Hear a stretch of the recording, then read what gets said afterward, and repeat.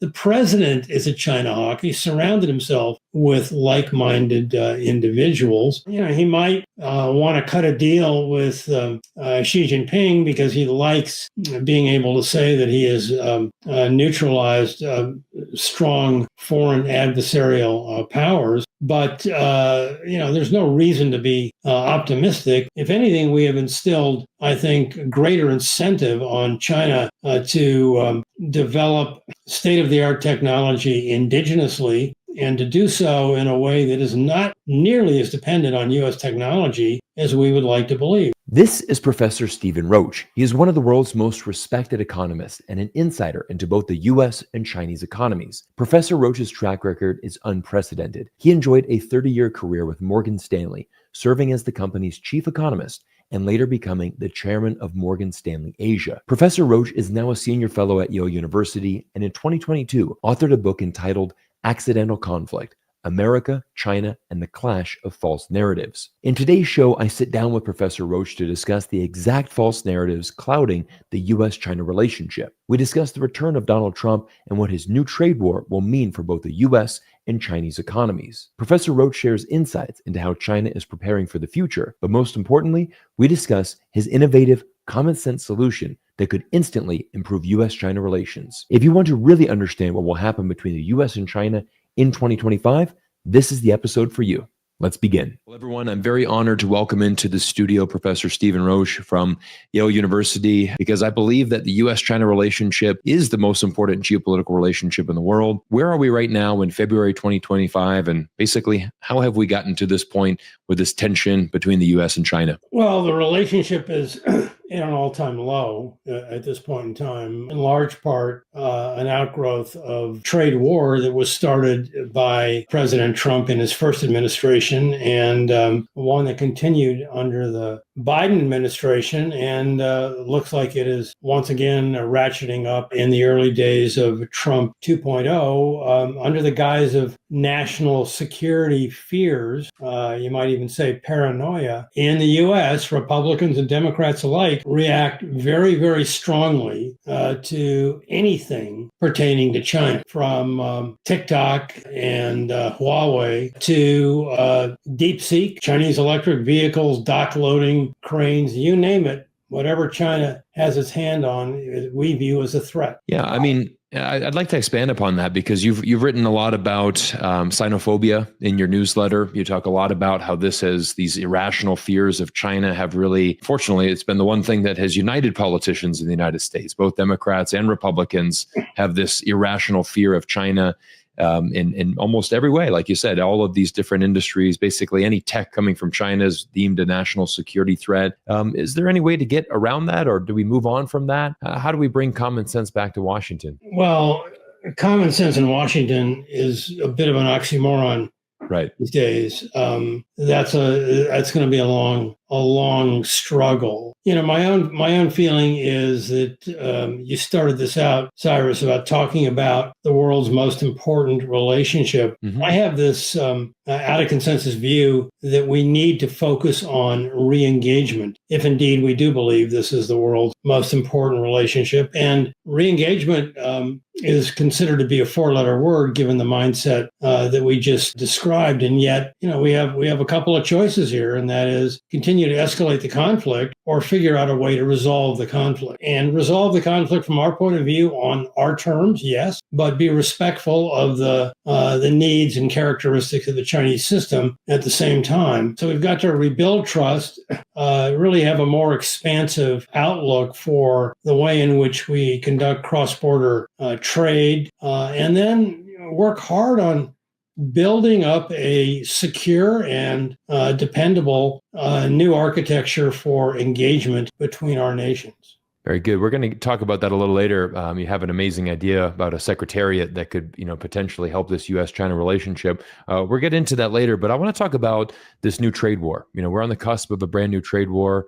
We've seen threats from Donald Trump to even put 25% tariffs on two of our closest allies, obviously Canada, Mexico. Those have been stopped temporarily, at least. But we did see new tariffs go against China. It was a 10% tariff, which is interesting, which was a very big reduction from the 60% tariffs that Donald Trump had warned and forecasted, during his campaigning. What do you make of this new trade war with China? Obviously, China's also retaliated by putting tariffs on a number of goods from the United States. Where are we at, and what are we looking for in the future when we're talking about economics and this new trade war? Well, keep in mind, Cyrus, that this is 10% on top of a pre-existing 19%, courtesy of the Trump tariffs of 2018 and 19. That are still in place today. And unlike those earlier tariffs, which covered, I think about 2/3 of the goods that China sends to us, this new 10% covers 100%, everything that comes in. So the effective tariff is now close to 30% on goods coming in from China. That's a big burden on their economy, which is clearly struggling right now.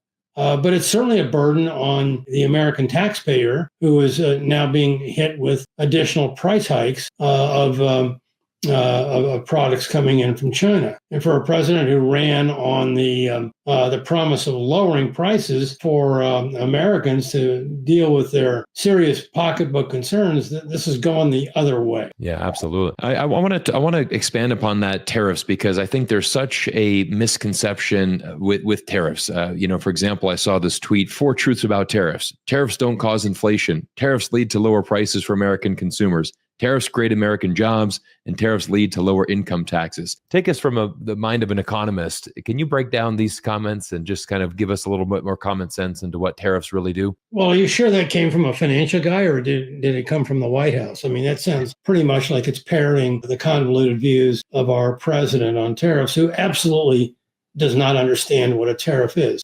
From his point of view, tariffs are a tax on foreign countries, and he wants to capture that tax and bring it back home and use it to fund his MAGA agenda. What that fails to appreciate is that tariffs are paid at the port of embarkation by American companies who do the importing. So it's a cost increase on us. And the idea that lowers prices, creates jobs, and opens up great new opportunities is something that a politician might argue, but there's no credible economist that I know of that believes that. Yeah, that makes sense. Thank you for breaking it down and simplifying that. I just wanted to get that out there so that our audience can really understand that. And tell us about these new tariffs, because I do think there's also another provision, for example, that for a long time, items that were under $800, and this would definitely affect Chinese companies like Shein and also Temu. But basically, these payments, if they were under $800, they would not be subject to tariffs. I believe that has now been included as well. Is that correct? So basically, like you said earlier, is it everything now coming from China is subject to this new tax and new tariff? I think that's true. I've heard the same thing. I have not checked the exact stipulations as published yesterday in the National Register, but that would not surprise me at all. I think there was a clear inclination to capture that. But again, that is going to be paid by, say, individuals who want to buy low-cost Chinese goods on Temu or Alibaba, and they'll now be hit with these cost increases. And, it's far more comprehensive in terms of coverage than the current tariffs that are now in place. Let's talk about Canada and Mexico. I think this is important for the United States, and because it's interesting. You could make the argument that China, is potentially an adversary or certainly a competitor to the United States. If you're going to put tariffs on China, some Americans can certainly understand that. But what is the rationale with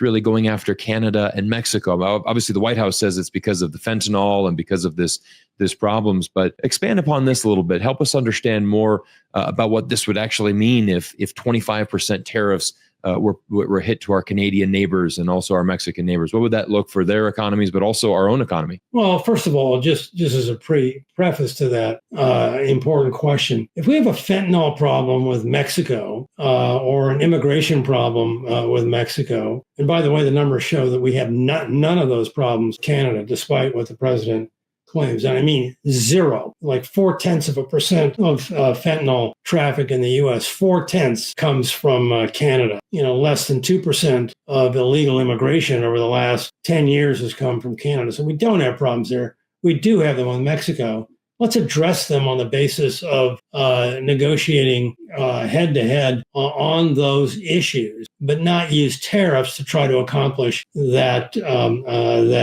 end. The tariffs, which deal with cross-border trade flows, go right to the heart of what President Trump called in 2020 the greatest trade deal in modern history, the U.S.-Mexico-Canada agreement known as USMCA. And the three North American countries have deeply integrated supply chain connectivity where goods, sophisticated goods, autos being the classic example, flip back and forth across the borders 8 or 9 times before the finished product is delivered to dealers' lots. This is a very, very efficient, state-of-the-art, modern, integrated, trilateral production system. And taxing our allies who are key cogs in that production system basically means ripping apart the production platform that was established by, quote, the greatest trade deal in modern history. Canada is clearly a proud and sovereign country, unlike what Donald Trump says is a country that would benefit handsomely by becoming our cherished 51st state. They're proud, they're angry, they're pissed off. And, the president flinched yesterday in backing down on tariffs, claimed that he got some border protection that actually was already in place in any case. 30-day grace period to, figure out if he wants to go back and, again, try to squeeze one of our greatest allies, one of our greatest economic collaborators with a, ridiculous tariff scheme. And if he does, the Canadians will retaliate in spades, and it'll be a race to the bottom. Yeah, I think there's no winner in that at all. I mean, it's going to be, and I think the U.S. consumer and the Canadian consumer is certainly going to be the biggest losers. I mean, we saw for the first time, I think, since the Iraqi war, Canadians actually booing the national anthem at hockey games.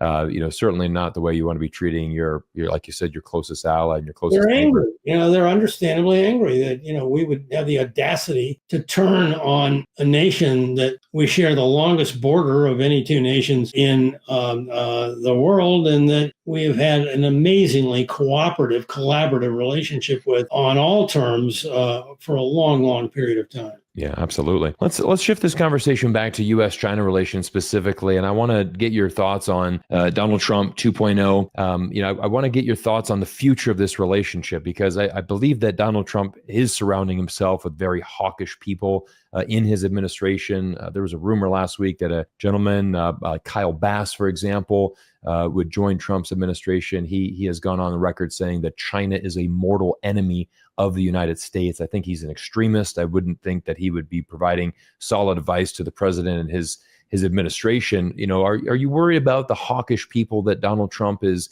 associating himself with and bringing into his administration? And how will that affect the future of U.S.-China relations? He loves China hawks. I mean, keep in mind, he's got the ex-convict Peter Navarro working for him once again in the White House, whose last book on China was called Death by China. Kyle Bass is the soul brother, I think, of Peter Navarro in terms of his extreme views on China. And, Marco Rubio, Secretary of State, very hawkish on China. The National Security Advisor, Waltz, is also an avowed China hawk. But, bottom line is, the president is a China hawk. He surrounded himself with like-minded individuals. He might want to cut a deal with Xi Jinping because he likes being able to say that he has neutralized strong foreign adversarial powers. But, there's no reason to be optimistic that is in the offing. China has clearly very aggressive and in some cases worrisome ambitions of their own. And, we have a policy that is really focused on containing, if not bringing down China. as we know it. And so it's going to be difficult for us to reverse course. Do you, let's get your thoughts on the latest tech breakthrough. I mean, obviously, DeepSeek R1, it absolutely rattled Wall Street. Over $1 trillion lost, the next day because, this amazing technological breakthrough that is open source. I mean, it truly is a gift to the world. It is a great piece of technology done for fractions of the cost that OpenAI was able to do that. Do you think that this is an example of this containment strategy from the United States not really able to work? I mean, is it really just impossible to contain China because they're just going to figure out a way to innovate? Well, I wrote an essay last week that got a lot of comments that argued that this small yard, high fence approach of the Biden administration, as has been described, aimed at stopping Chinese technology dead in its track, is an abject failure. And I cited 2 examples to prove that: the extraordinary reemergence, Phoenix-like, of Huawei, and then the emergence of DeepSeek to create large language machine learning models that can deliver comparable output to our state-of-the-art IA machines in America, as you put it correctly, at 5 to 10% of the cost. So, what have we accomplished with the small yard, high fence in terms of technology containment? If anything, we have instilled, I think, greater incentive on China to develop state-of-the-art technology indigenously, and to do so in a way that is not nearly as dependent on U.S. technology as we would like to believe. I mean, again, I go back to Huawei. There's a lot of focus right now on DeepSeek, but Huawei, they have a very competitive smartphone, 5G compatible, AI compatible, that is no longer reliant on the Android operating system. They rely on their own internally developed operating system, and it's a low cost, very powerful, high-priced alternative to Apple and Samsung. And DeepSeek, again, the U.S. AI community is complaining, and that's something that America's always good at in how we react to Chinese innovation. We've complained constantly for years. They're complaining that the DeepSeek draws on the output of large language models built in the U.S. Allegations, by the way, that have not been verified. But the idea that a company like OpenAI is complaining that a truly open system like DeepSeek is utilizing their output in and of itself smacks of extraordinary hypocrisy. Oh, it does. Yeah, it's remarkable. I mean, I suggested that OpenAI change its corporate name to Closed AI if they want to be so protective of their proprietary search technology. Yeah, that's a good point, Professor. I think what we've certainly seen is that necessity is the mother of invention. And we've certainly seen China be able to do a lot more with less. Again, I mean, I wouldn't bet against China to develop tech. I mean, when you travel there, you certainly can see the advanced society they live in, certainly on the cusping edge of the greatest technologies. It's always exciting to go back to China.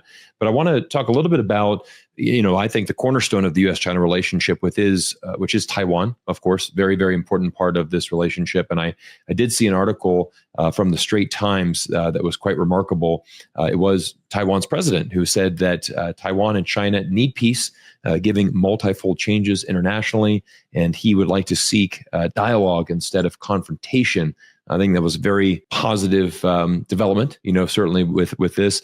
Give me your thoughts on Taiwan and really how, that piece is going to evolve in the future of U.S.-China relations. Well, it's obviously of great importance to the Chinese Communist leadership. In a speech late last year, Xi Jinping laid out what he called his 4 red lines, the sort of inviolable issues that concern him the most. And the top priority is Taiwan. And that certainly implies that anyone who threatens the independence of Taiwan is crossing the biggest red line. There's a lot of reports recently about new military breakthroughs and large defense bunkers being built in Beijing to prepare for an eventual war. I don't really put a lot of credence in those reports as being consistent with a war in the next few years, as we like to think is the case in the United States. But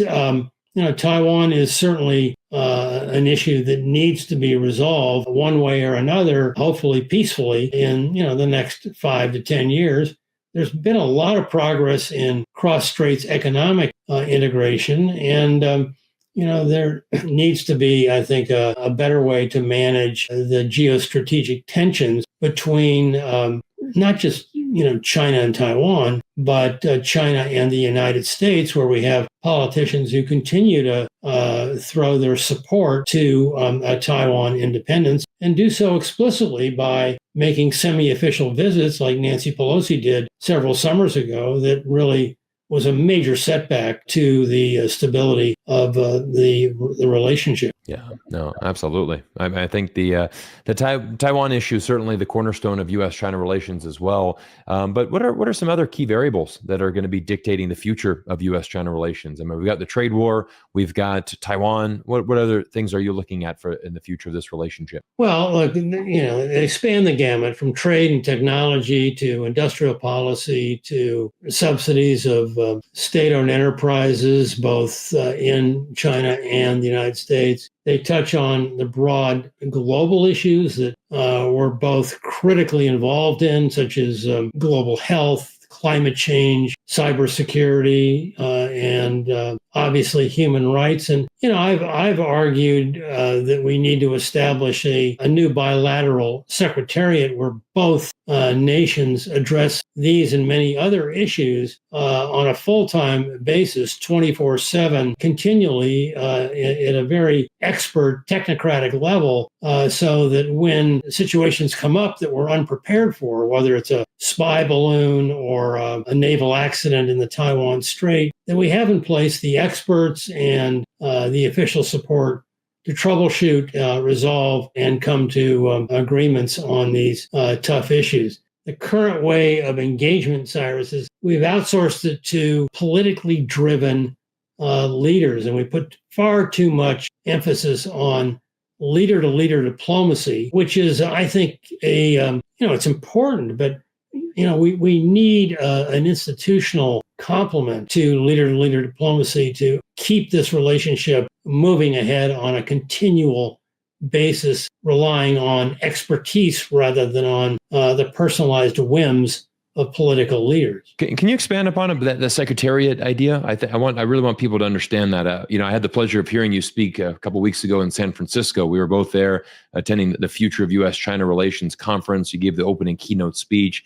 A fantastic one. I think that was a really key point in your speech, was talking about this secretariat. Would this be an individual? Would it be a team? Would it be appointed from the United States? How do you envision that really working to help facilitate this U.S.-China relationship? It would be a bilateral secretariat, which would be the first secretariat organization between two major nations in history. It would be staffed by an equal complement of U.S. and Chinese professionals, scientists, trade lawyers, economists, if you want, experts on health, legal issues, and all the other issues that I just spoke about to you. It will be located in a neutral venue.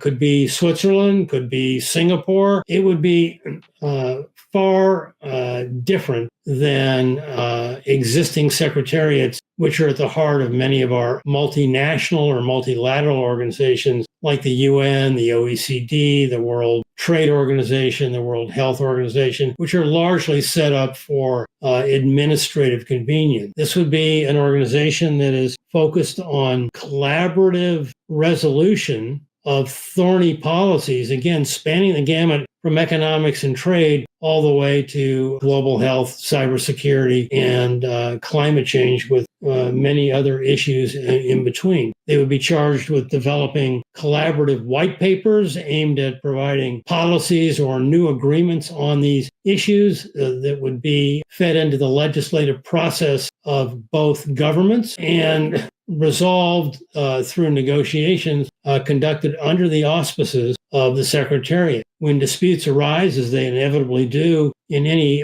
complex set of multilateral bilateral agreements, there would be a dispute screening function and a dispute resolution function that would avoid conflict. So it's a different approach than we have right now to engagement. And I think we need a new approach to engagement, because the current approach, again, heavily weighted in terms of leader-to-leader diplomacy, has not worked. Look at the conflict that we are in right now. So we need a new piece, a new leg to the stool to build, I think, a far more productive, less confrontational relationship between the United States and China. That's a fantastic insight. Thank you for breaking down that idea of the Secretariat. Obviously not just an individual, an entire group staffed by both U.S. and China, neutral location. And I like the idea of shifting from something different than what we're currently doing, and definitely maintaining that open line of communication 24/7. Those are some amazing takeaways. Professor Roach, I've so enjoyed our conversation today. I've got one final question I like to ask all my guests. What is one thing that you want the world to know about China? What do most people misunderstand? Or if you had one thing that you could tell everybody, what would that be? That they have very human needs like the rest of us. We tend to vilify or put the Chinese in a box as if they're an alien population that is coming from a very different place for us than we are. Not that long ago, they were an impoverished country. In 1980, 80% of the population was rural. They've come dramatically a long way since then, but they still have a long way to go in raising their standard of living to that of a more developed society. And they thirst for economic development and prosperity the same way that we do. They call it the Chinese dream, just like we call it the American dream. And the realization of the Chinese dream does not necessarily have to mean that is a threat to the dreams of other nations, including our own American dream. So I think we need to go back to deepening our understanding of the needs and wants of the Chinese people, and recognizing they have a different system that organizes their government, but that does not necessarily change the very real needs that lie behind that system. Yeah, that's a fantastic answer. I think so many times we forget that, in China, there's families and husbands and wives and just normal people living their life very, very, not much different than what we're doing. We're all trying to advance in life and trying to, hopefully leave the world a better place. So, Professor Roach, I can't thank you enough for your time today and your insights. Were fantastic. Where can we follow your work? Where's the best place that our fans and audience can connect to see your work? Well, it changes, Cyrus, but in the last year or so, I've been writing on a regular basis, at least once a week, sometimes twice a week, on Substack. So search my name under Substack. The name of the platform for me is called Conflict, to draw attention to the conflict between the United States and China, and most importantly, the need to resolve that conflict before it is too late. Yeah, fantastic. Professor Roach, thank you again for your time. We're going to put the links to your Substack down in the description so everybody can follow along. And everybody, make sure you drop some comments down below. Let us know what you thought of today's interview and what you think of the future of U.S.-China relations. Everyone, thank you as always for your amazing support. And I'm so happy that I can bring in world-class guests like Professor Stephen Roach to help us all understand more about China and its role in the world. If you enjoyed today's video presentation, make sure you subscribe to my geopolitics newsletter. It's free, and I'll drop the link down in the description below. Also, if you're interested to learn more about China, make sure you click here to watch our next video, and I look forward to seeing you all in our next presentation soon.